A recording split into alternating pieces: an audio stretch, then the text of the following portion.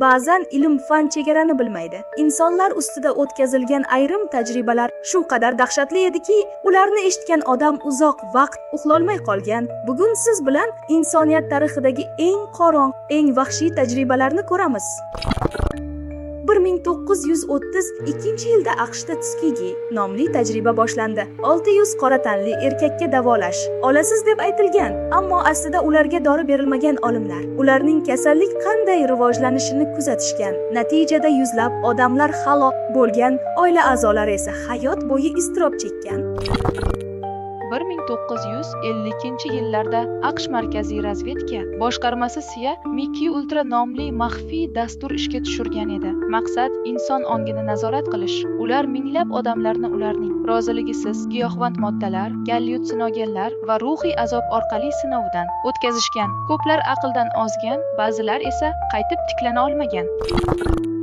Ikkinchi jahon urushi paytida natsist olimlar minglab mahbuslar ustida tajriba o'tkazishgan. Ularni sovuq kameraga joylab, haroratga chidamlilikni o'lchashgan, ba'zilarini og'riqsizlantirmasdan jarrohlik qilganlar. Bu tajribalar tibbiyot nomidan amalga oshirilgan, lekin aslida bu insoniyat tarixidagi eng yovuz sahifalardan biridir.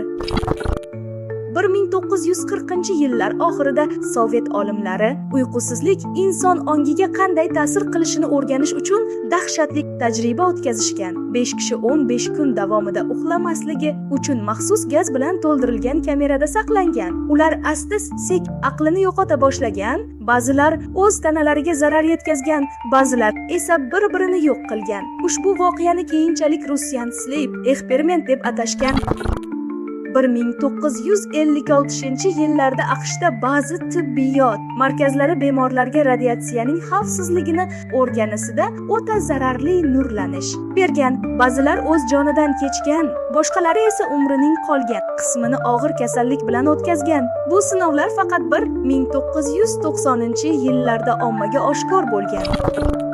Bugun ham dunyoning ayrim joylarida sirli tajribalar o'tkazilayotgani aytiladi. Ba'zilari inson genlariga aralashadi, ba'zilari esa ongni to'liq boshqarishni maqsad qilgan. Kim biladi, balki sizni kuzatayotgan qurilma ham bir tajribaning bir qismi bo'lishi mumkin.